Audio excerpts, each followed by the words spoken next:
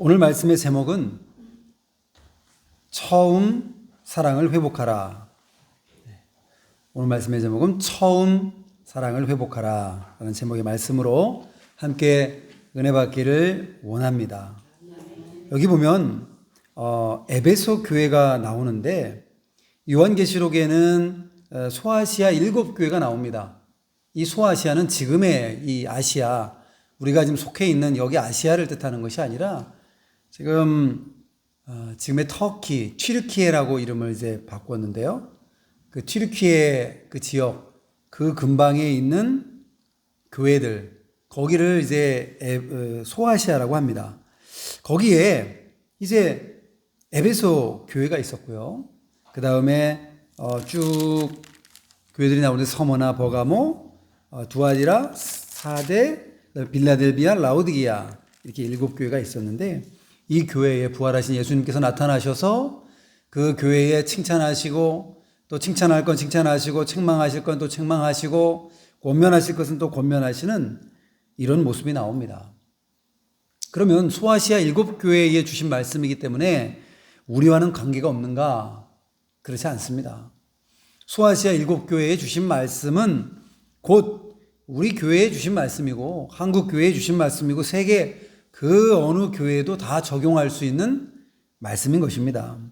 그래서 물론 7개가 교회가 있지만 이 7개의 유형으로 7가지의 유형만 있는 것이 아니라 교회는 여러 가지 또 모습들이 있죠. 그래서 7가지로 딱 잘라가지고 에베소 교회 같은 경우에 그런 교회, 그 다음에 또 사대 교회 같은 교회, 두아디레 같은 교회 딱딱 이렇게 7가지로 딱 나눌 수는 없을 것입니다.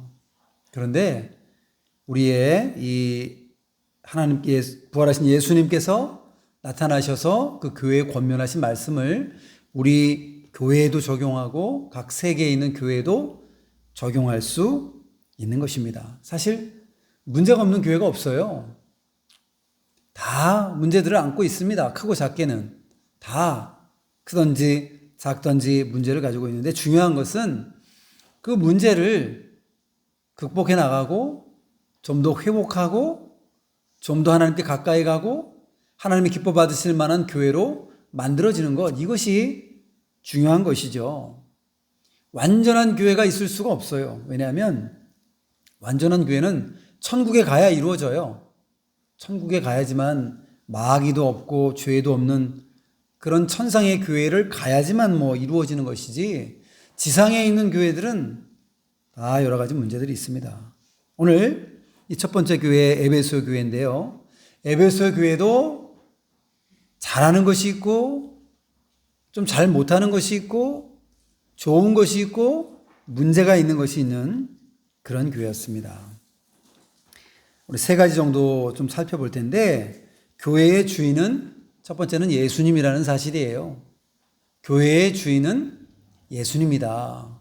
그렇습니다.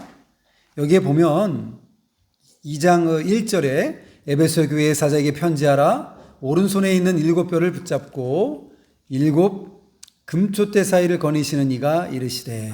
각 교회마다 나타나는 그 모습들이 다른 모습으로 부활하신 예수님이 나타나셨어요. 물론 동일한 예수님이신데 그 각 교회의 형편에 따라서 예수님이 부활해서 나타나신 모습이 좀 다르게 표현이 되어 있습니다.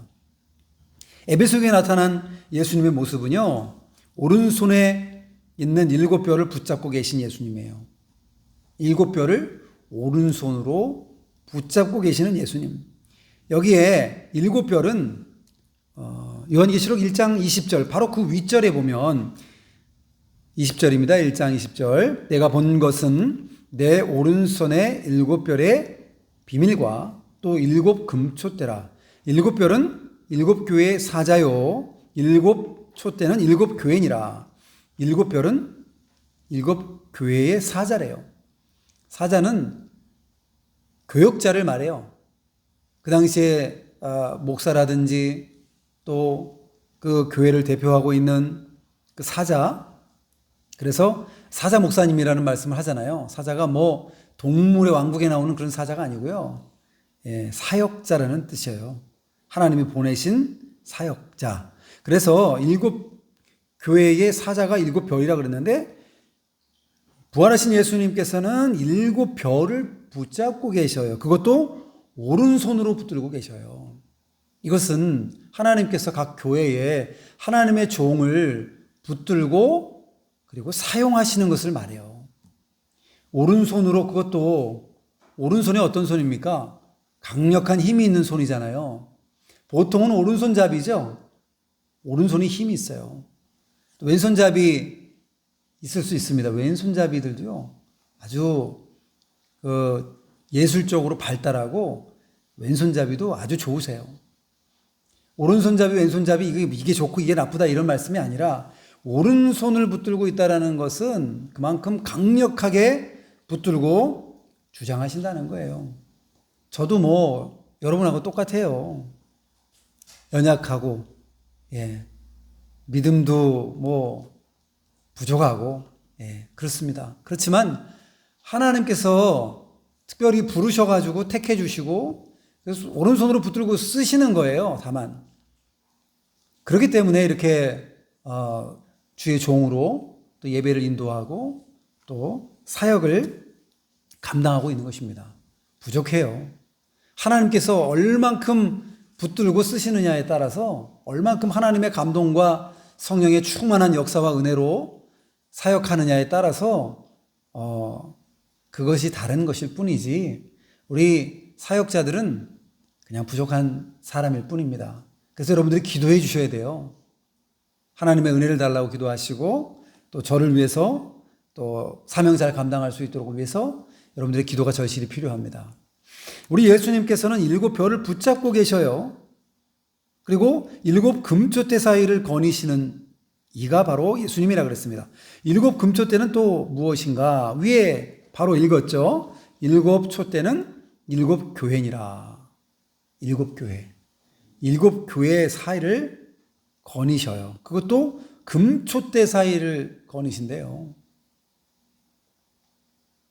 이것은 교회가 그만큼 금과 같이 순수하고 온전한 그런 교회라는 것을 말씀하고 있습니다. 여튼 중요한 것은 교회의 주인은 바로 예수님이라는 사실이에요.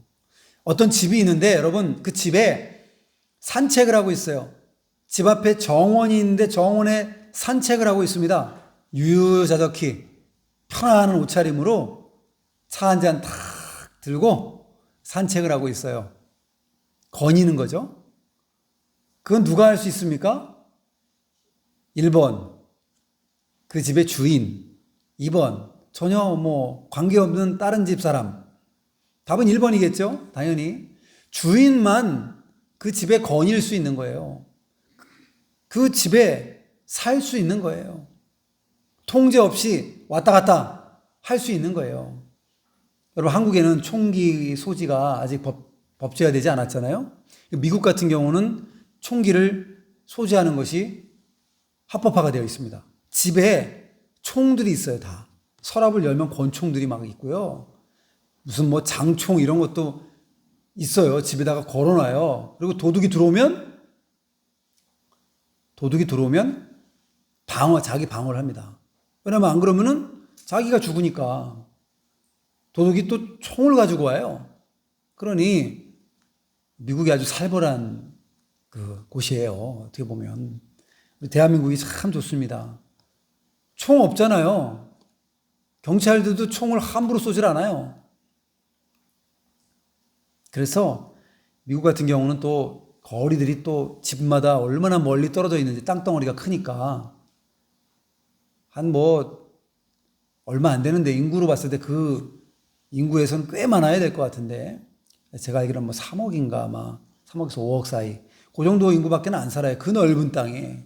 그러니까 경찰에 신고해서 지금 경찰이 저 도둑이 들어왔어요. 강도가 왔어요. 와주세요. 신고하면 1시간, 2시간 걸려요. 경찰이 오는 게. 그렇게 먼 곳도 있어요. 그러니까 자기 방어를 하기 위해서 총을 가지고 있죠. 함부로 남의 집에 들어가면 그 침입으로 인해서 총으로 쏴서 죽어도 죄가 없어요. 총을 쏜 사람은. 왜냐하면 정당방위로 우리 집을 보호하기 위해서 총을 쏜 거기 때문에. 이 말씀을 왜 드리냐면 그만큼 주인이 그 집을 거닐고 자연스럽게 그 집에서 생활을 하고 그 집에서 살 권리가 있다는 거예요. 우리 예수님이 그런 분이십니다. 우리 예수님이 교회의 주인이 되셔요. 여기 보니까 7 금초대 사이를 거니시는 이라고 그랬어요. 주인이니까 거니시는 거예요. 이렇게 걸으시고 산책하시고 둘러보시고. 주인은 바로 예수님이시죠. 우리 교회의 머리가 성경에 보니까 머리 대신 예수님이라고 그랬어요. 교회의 머리.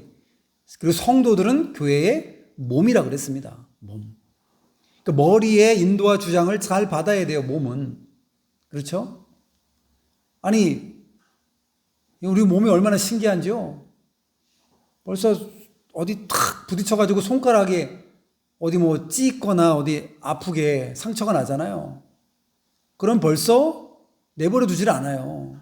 벌써 붙들고 불고 그리고서 뭘 밴드를 붙이든지 누가 시키지 않아도 자연스럽게 머리가 다 시키는 거거든요. 목이 마르시면 여러분 냉장고나 아니면 정수기나 뭐 하여간 생수나 해가지고 물을 드시잖아요. 목이 마르면. 그렇죠? 목이 마르니까 내가 물을 먹어야겠다 계획하고 2시 30분에 물 먹고 또 1시간 후 3시 30분에 또 물 먹고 계획표를 짜놓고 물 드시는 분이 없어요. 그러니까 목이 마르면 드시는 거예요. 목이 마르다는 것도 머리가 알려주는 거고 다 머리의 인도와 주장을 받아가지고 우리가 하는 거예요. 여러분들이 예배 여기 드리는 것도 여러분의 몸을 데리고 왔잖아요. 머리가 예배 드리러 가자 그러는데 몸이 안 가겠다고 막 뻗팅기면은 어떻게 하게 되겠어요? 머리가 가자 그러면 가야죠. 여러분, 머리의 인도를 주장을 받아가지고 이 자리에 앉아 계신 거예요. 그렇죠? 머리가 상당히 중요합니다. 그래서 머리가 가끔 아프신 분들이 있어요. 또 머리 어떤 혈관에 또 문제가 있을 수도 있고 우리가 연약하기 때문에 그러면은 어때요? 몸을 사용하기가 불편해져요. 머리가 조금 잘못되면은 몸 사용하기가 불편해집니다. 그래서 온전하게 우리 건강도 유지를 해야 되겠지만 이 말씀은 머리 되시는 예수님의 그 주장, 인도하시는 바를 몸이 순종을 잘해야 건강한 거예요. 마찬가지로 교회에서도 우리 예수님의 인도와 주장을 우리가 잘 받아나가야 돼요. 하나님의 감동을 여러분 받으셔야 되고요. 말씀을 따라 살으셔야 되고요. 하나님께서 시키시는 그 일을 따라서 하나님이 기뻐하시는 바를 따라서 해나가야 돼요. 그렇지 않고 예수님이 원하시는 것은 이렇게 해라. 교회 안에 봉사하고 사랑하고 해라 하는데 그거와 반대되는 마음을 막 남을 미워하고 또 봉사하는 게 상당히 힘들지만요. 하나님이 또 은혜를 주셔요. 하기 싫은 마음도 좀 들기도 하고. 교회의 주인은 바로 예수님이십니다. 우리가 주인 노릇하려고 하면 안 돼요. 교회에 또 목사나 장로나 또 권사나 그 외에 직분이나 봉사 많이 하시는 분이 주인이 아니에요. 예수님이 주인이세요. 그래서 주인의식을 갖는 건 중요해요. 내가 내 교회다. 우리 양동제일교회 나의 교회다. 내가 속한 교회다 하면서 정말 내 집처럼 사랑하고 가꾸고 사모하고 마음을 두고 살아가는 것은 좋은 겁니다. 그런데 아예 주인 노릇을 해버리면 안 되는 거예요. 그래서 내 뜻대로 안 된다고 그래서 이러면 나 교회 안 나오겠다고. 자기 뜻대로 안 되면 나 교회 안 나오겠다고 시험 들어버리고. 그거는 뭔가 잘못돼도 많이 잘못된 거예요. 교회가 하나님 예수님께서 인도하시고 또 각 기관을 통하여 어떤 의사를 결정해 나가고 그렇잖아요. 재직회를 통해서 어떤 우리가 해야 할 것들을 결정하고 결정이 됐으면 하나님께서 감동으로 우리에게 이런 결정을 주셨구나라고 순종하고 나가면 되는 거예요. 그렇지 않고 자기 생각, 자기 뜻대로 하려고 하면 예수님보다도 더 머리 위에 올라가려고 하는 거겠죠. 그래서 우리가 여기에 7뼈를 붙잡고 7 금초대 사이를 거니시는 주인 되시는 예수님의 인도와 주장을 잘 받아야 되겠습니다. 그리고 두 번째는 이제 칭찬과 책망이 나와요. 에베소 교회에 대한 칭찬을 먼저 보겠습니다. 2절부터 3절까지 그리고 6절에도 나오는데요. 여기 2절입니다. 내가 내 행위와 수고와 내 인내를 알고 또 악한 자들을 용납하지 아니한 것과 자칭 사도라 하되 아닌 자들을 시험하여 그의 거짓된 것을 내가 드러낸 것과 또 내가 참고 내 이름을 위하여 견디고 게으르지 아니한 것을 아노라. 알아주시는 예수님이에요. 알아주시는 예수님. 여기에 2절에도 그랬죠. 내가 내 행위와 수고와 너의 인내를 알고 아셔요. 알아주시는 예수님이에요. 다 알고 계셔요. 우리가 얼마나 수고하는지, 얼마나 인내하는지, 우리 삶 속에서 어려운 문제를 만났을 때에도 얼마나 우리가 믿음 쓰는지 예수님은 다 알고 계셔요. 우리가 죄 가운데 있는지, 우리가 얼마나 하나님과 멀어졌는지 그것도 다 알고 계셔요. 이 알아주신다는 게 얼마나 큰 은혜예요. 높은 분이 알아준다면 얼마나 큰 위로가 됩니까? 임금이요. 옛날에 임금이 있었잖아요. 그런데 임금님이 소식을 탁 들은 거예요. 어떤 사람이 아주 효도를 잘하는 그런 자녀가 있었어요. 그래서 임금이 아주 가난하게 살지만 그 부모님을 잘 모시고 아주 성실하게 사는 효도하는 그 아들과 딸 소식을 듣고 임금님이 행차하신 거예요. 그래서 임금님이 탁 행차를 해가지고 그 마을에 가가지고 상을 주는 거예요. 상을. 내가 소식을 들어서 다 알고 있다. 그러면서 상을 막 주는데 먹을 것도 주고 집도 주고 알아주고 임금이 알아주면은요 얼마나 기뻐요. 그렇죠? 임금이 알아준다는 건 대단한 거예요. 여러분 오늘날의 대통령이죠. 대통령 여러분 못 만나보셨죠? 만나보신 분 있어요? 대통령 악수해 보신 분? 예, 보통 없으실 거예요. 뭐 만나기도 쉽지가 않아요. 그런데 대통령이 딱 여러분의 이름을 불러주면서 제가 저기 대통령으로서 소식을 들었는데 정말 귀하신 분, 나라에 충성하시는 분입니다. 그럼 표창장을 탁 주는 거예요. 대통령으로 용산으로 이전했잖아요. 용산 대통령 집무실로 오십시오. 그래가지고 상을 주고 알아주고 그러면 우리가 얼마나 위로가 되고 말이죠. 기쁘겠습니까? 그런데 그것보다도 더 크신 우리 예수님께서 알아주신다는 거예요. 인생을 살아가다 보면 어려움들이 많죠. 환난이 많아요. 평온한 날만 있는 것이 아니에요. 비 오는 날도 있고 태풍이 부는 날도 있고 눈보라가 몰아치는 날도 있고 그냥 언제나 잔잔하게 햇빛이 쨍쨍 내리치는 그렇게 좋은 날만 있는 게 아니에요. 날씨도 막 왔다 갔다 하잖아요. 우리 인생도 왔다 갔다 해요. 겨울을 만나기도 해요. 인생의 겨울. 춥고 배고프고 힘들고 외롭고 그럴 때에도 믿음 쓰면 여기에 그랬어요. 내가 내 행위와 수고와 내 인내를 알고 잘 참고 견디고 인내하는 그런 것들을 우리 예수님이 알아주신다는 거예요. 여러분, 예수님이 여러분의 삶의 고통과 여러분의 삶의 문제와 환난과 어려움 가운데 여러분이 있지만 여러분이 인내하시는 그 모습 우리 예수님께서 다 아시는 줄로 믿으시기 바랍니다. 예수님이 다 알고 계셔요. 아니 임금과 대통령이 알아도 뭐 상을 주잖아요. 단순히 안다는 것으로 끝나는 것이 아니라 알면 도와주실 수 있어요. 세상 사람들은 연약해서 힘이 없지만 전능하신 예수님께서는 우리를 언제나 도와주실 수도 있고 능치 못할 일이 없으시고 언제나 붙잡으실 수 있는 능력이 있는 분이셔요.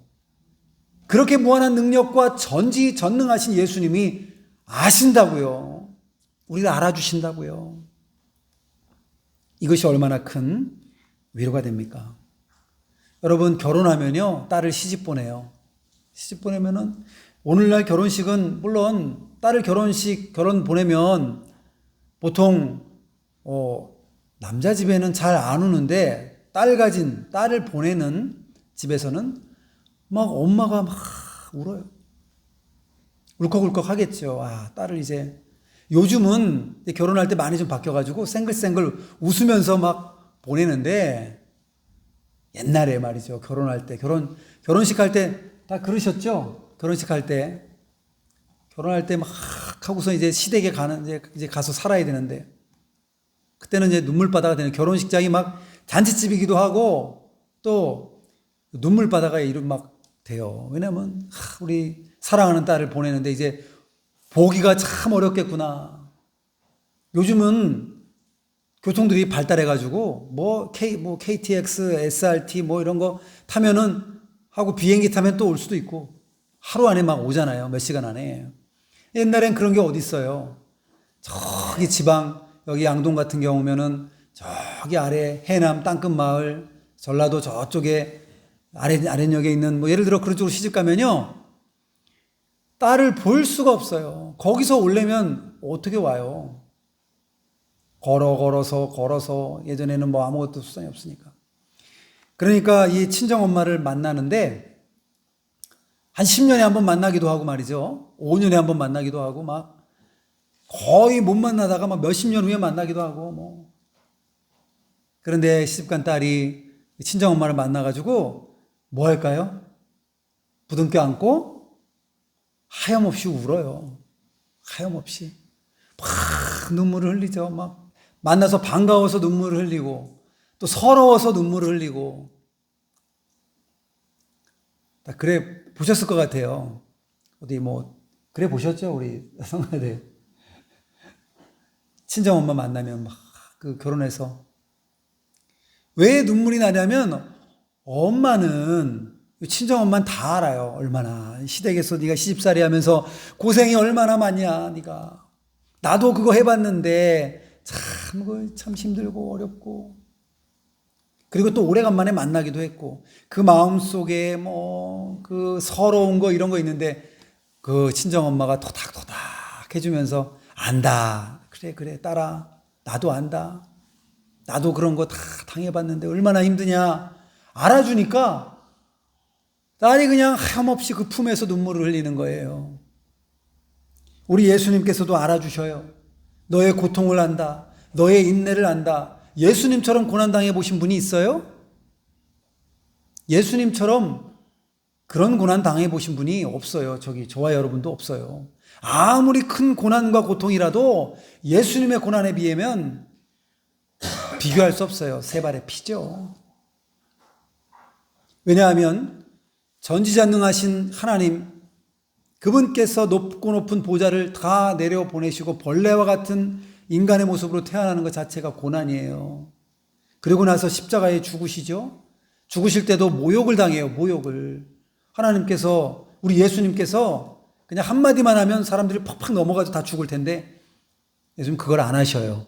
어린 양처럼 그냥 그렇게 묵묵히 침을 뱉으면 침 뱉음을 당하고 때리면 맞고 모욕을 당하고 조롱을 당하고 그러다가 십자가에 죽으시는데 간단하게 죽으시는 게 아니에요.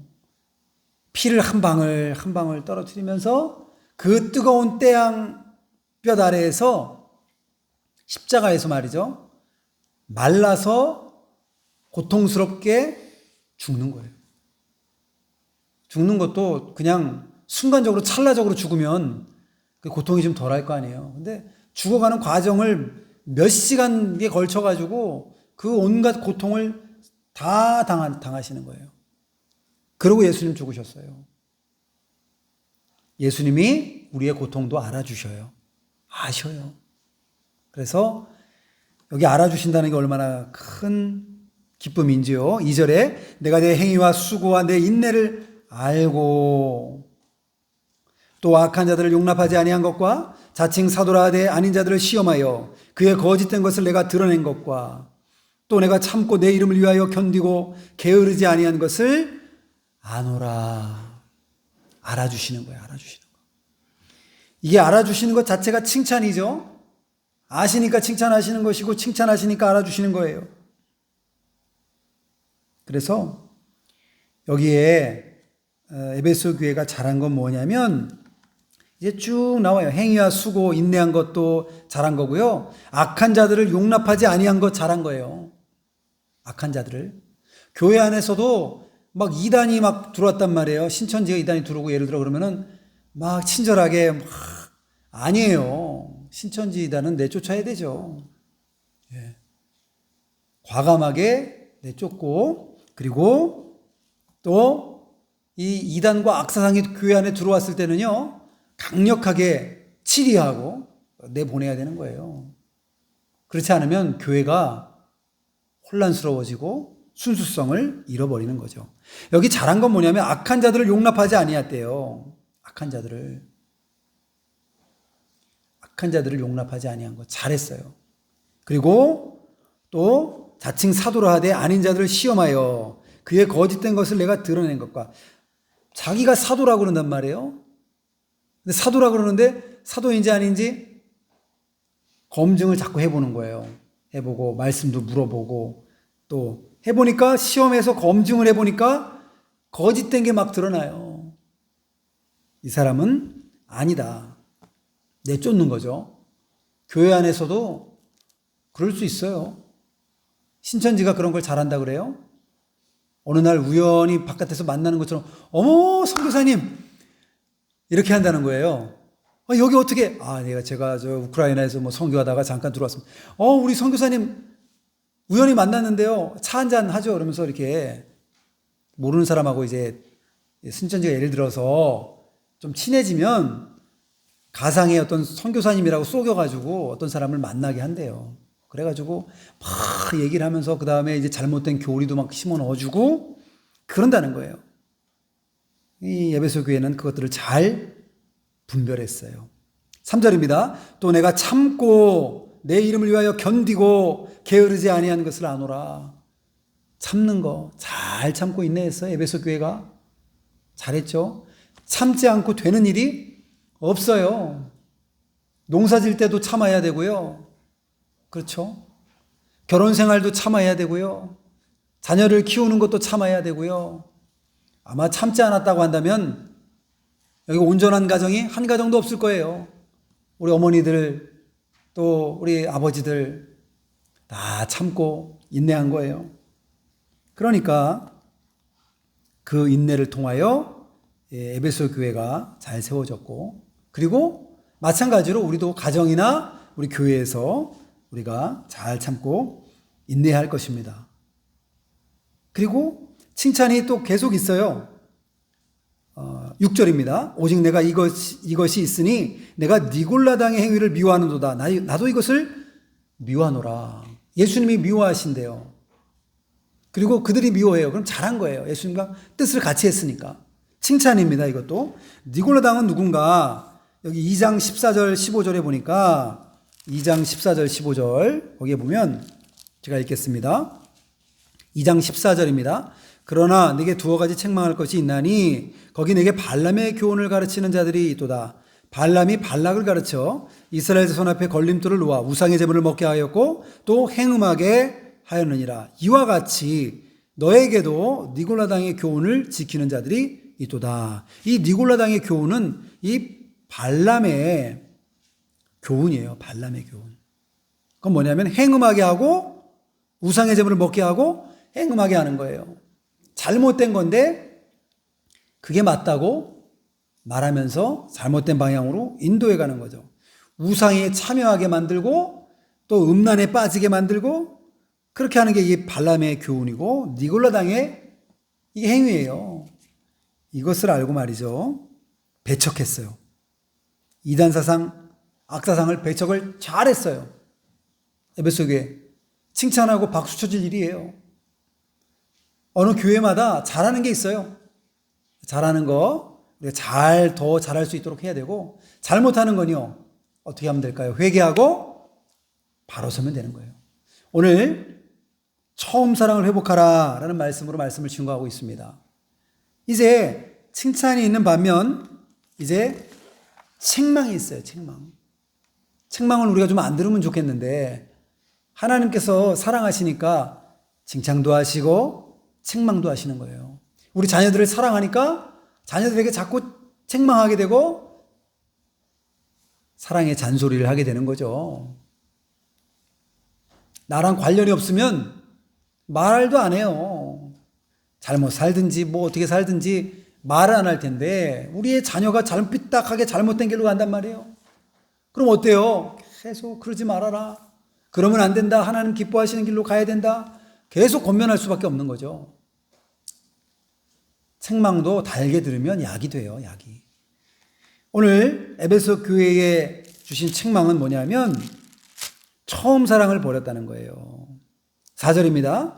그러나 너를 책망할 것이 있나니 너의 처음 사랑을 버렸느니라. 처음 사랑. 에베소 교회가 바울이 2차 선교 여행 때 세워진 교회거든요. 그 에베소 교회에 건너가서 소아시아 지방인데, 거기에 건너갔을 때 브리스길라와 아굴라 부부가 따라가요. 거기서 브리스길라와 아굴라 부부가 충성된 부부인데, 여기서 제가 기다리고 있겠습니다. 바울 선생님, 에베소로 3차 여행 때는 여기로 바로 와주세요. 그런 대화가 있었을 것으로 추정해요. 그런 대화는 없지만 거기에 어떤 이런 내용이 나와요. 다시 너에게로 돌아오겠다라는 그런 기록은 나오거든요.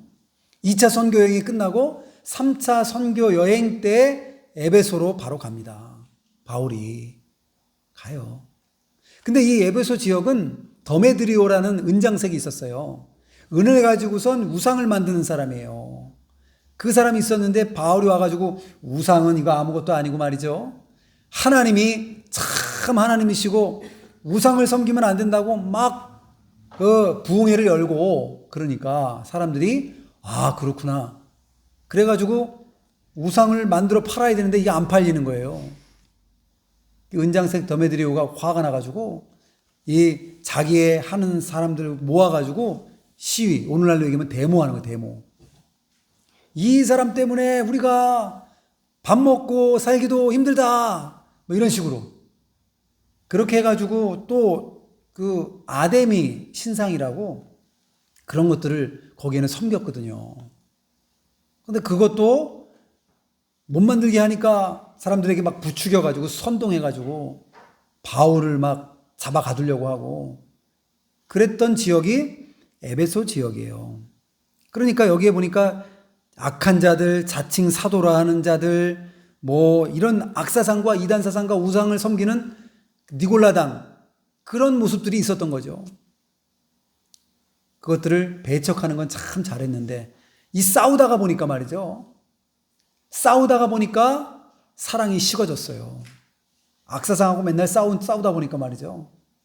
교회 안에서 배척하고 나가! 그렇게 해야 되잖아요, 교회에서도. 계속 그렇게 싸우고 하다 보니까 아마 사랑하는 게 식어진 것 같아요. 그래서 사람은 사랑해야 돼요. 사람은 사랑하고 죄는 미워해야 돼요. 사람 사랑하다가 죄까지 사랑하면 안 돼요. 사람이 너무 좋아. 너무 이 사람 좋은 사람인데 죄를 져요. 그럼 죄를 미워하고 이 사람에게 권면해주고 이렇게 해야죠. 이 사람이 좋으니까 죄 짓는 것도 그것도 괜찮은가? 그러면 안 된다는 거죠. 또 마찬가지로 또 거꾸로예요. 사람을 사랑하다가 죄까지 사랑하면 안 되고요. 또 죄를 미워하다가 사람까지 미워하면 안 돼요. 죄는 미워해야 되는데, 죄를 미워해야 되는데 그 죄 짓는 그 사람도 미운 거예요. 동성애하는 사람들 미워하면 안 돼요. 그 사람들을 뭘 몰라서 그러는 거고, 잘못된 중독에 빠져 있는 거예요. 그 사람들을 건져내기 위해서 기도하고 하는 건데 그 사람들 자체를 막 미워하면서 그렇게 하면 안 되는 거죠. 사람은 사랑하되 죄는 미워해야 되는 거예요. 아마 여기도 죄와 싸우다가 보니까 그 사람까지 미워하게 된 것 같아요. 처음 사랑을 버렸다 그랬어요. 4절, 그러나 너를 책망할 것이 있나니 너의 처음 사랑을 버렸느니라. 싸우다가 버렸든지 아니면 신앙생활 오래 하다가 보니까 그냥 무사한 일주에 빠지고 매너리즘에 빠져가지고 아니 뭐 그냥 그게 그거지 뭐 좋은 게 좋은 거지 이래도 좋고 저래도 좋고 그렇게 돼버린 건 아닌지. 여러분들은 하나님에 대한 처음 사랑을 지금도 잘 유지하고 계십니까? 처음에 예수님 만났을 때 여러분 예수님 믿고 구원받았을 때 그 참 구원받았을 때 그 기쁨은 이루 말할 수가 없잖아요. 나는 죽을 수밖에 없는 죄인이었는데 예수님 믿고 내가 이제는 더 이상 죽지 않고 영원한 천국에서 살아가며 부활 영광 받게 될 것을 깨닫고 나니까 그게 믿어지고 나니까 너무 기쁜 거예요. 교회에서 예배 드리는데 기쁘고 찬양하는데 막 눈물이 막 나고 막 감동받고 은혜 받고 말씀에 은혜 받고 기도하는데 하나님 아버지라고 부르기만 해도 막 눈물이 막 주르륵 흐르고 감사가 넘쳐나고. 여러분 그랬던 시절이 있었잖아요. 지금도 그러시죠? 지금도 그러셔야 되는데 점점 시간이 지나면서 사랑이 식어져요. 부부가 이제 결혼을 합니다. 눈에 콩꺼풀이 씬다 그러잖아요. 이렇게 콩꺼풀이 시든지 콩깍지가 시든지 그래가지고 그냥 제 눈의 안경이라고 너무 좋아 보이는 거예요. 너무 사랑해요. 뭐든지 다 사랑해요. 단점까지도 다 사랑해요. 성격이 시원시원해가지고 너무 좋았는데 나중에 시간이 지나가지고는 너무 성격이 센 것 같아. 이렇게 바뀌고 조용조용한 성격이 너무 좋아 보였는데 너무 살다 보니까 답답해. 이렇게 바뀌고 처음에는 단점이 안 보여요.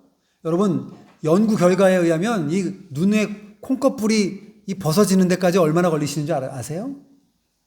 연구 결과에 의하면 약 한 2년에서 3년 정도. 그 정도는 그냥 있어도 좋아. 다 받아들이고. 근데 2, 3년이 지나고 나면 우리 머리의 구조가 정상으로 돌아온대요. 정상으로. 그런데 사랑에 푹 빠져 있을 때는 그 머리를 있잖아요. MRI, CT 이런 거 촬영을 해보니까 마치 이 뭔가 중독된 머리 있잖아요. 이런 머리로 뇌 상태가 돼 있대요. 그러니까 서로한테 그냥 사랑에 그래서 뭐라 그래요? 빠진다 그러잖아요. 사랑에 빠진다. 빠지는 거예요. 빠져. 그 빠져있는 기간이 감정적으로는 2년 조금 넘어간대요. 2년.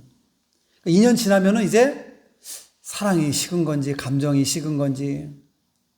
근데 그게 당연한 거예요. 그 다음부터는 우리 가정은 남편과 아내는 그 다음부터는 감정으로 사랑하는 걸 뛰어넘고 그 다음부터는 서로 인격적으로 존중하고 사랑하고 그리고 서로 배려하고 받는 사랑보다도 주는 사랑을 주고 그렇게 살아야 되는 거죠. 근데 여기서 제가 드리려고 하는 말씀은 부부간에 잘 지내라고 말씀드리는 것도 중요하지만 첫사랑의 그 모습이 얼마나 아름다웠는지요. 힘든지도 모르잖아요. 남편을 사랑하니까 새벽같이 일어나가지고 막 식사를 만들고 음식을 만들고 힘든지 몰라요. 시간이 지나면서 점점 매너리즘에 빠지고 점점 그냥 그런가 보다 옆에 있는데도 그냥 있나 보다 없나 보다 없어도 서운하지도 않고 나중에는 이렇게 되면 이제 문제가 되는 거 아니겠습니까? 우리가 처음에 예수님을 사랑할 때는 뜨겁게 사랑했단 말이에요. 찬양하면서 은혜 받고 기도하면서 은혜 받고 말씀 또 들으면서 은혜 받고 우리 마음이 막 움직이고 뭉클뭉클해지고 뭔가 해봐야 되겠다. 주먹이 막 불끈 져지고 나도 한번 해봐야 되겠다. 나도 한번 다니엘과 요셉처럼 살아봐야 되겠다. 막 감동받아가지고 내일부터 실천해야지. 이런 마음 우리가 먹었던 적이 있지 않습니까? 그러나 그 처음 사랑이 식어지고 약해지고 그러다가는 그냥 나중에 그냥 마음이 너무나 밋밋해지고 이런 마음으로 혹시나 우리가 있게 되는 건 아닌가. 우리가 망각의 동물이에요. 자주 잊어버려요. 첫째 아이를 낳을 때 그렇게 힘들었는데 절대 낳지 말아야지. 둘째를 또 낳아요. 그 나오면 기쁨이 아이를 키우면서 힘들기도 하지만 그 아이들이 얼마나 기뻐요. 셋째를 또 낳아요. 넷째를 또 낳아요. 잊어버리잖아요. 자꾸 잊어버리잖아요. 잊어버리는 거예요. 우리는 망각의 동물이에요. 하나님의 은혜도 잊어버리고 하나님의 사랑도 우리가 잊어버려요. 어떻게 해야 될까요? 잊어버릴 만하면 다시 기억해야 돼요. 다시 떠올려야 돼요. 내가 은혜 받았을 그 자리로 다시 돌아가야 돼요. 오늘 어떻게 하면 될 것인가 해결책을 5절에 우리에게 주고 계셔요. 5절입니다. 그러므로 어디서 떨어졌는지를 생각하고 회개하여 처음 행위를 가지라. 만일 그리하지 아니하고 회개하지 아니하면 내가 너에게 가서 너의 촛대를 그 자리에서 옮기리라. 어디서 떨어졌는지를 생각하래요. 내가 어디서 떨어졌는가, 어느 위치에서 떨어졌는지를 좀 봐야 되는 거예요.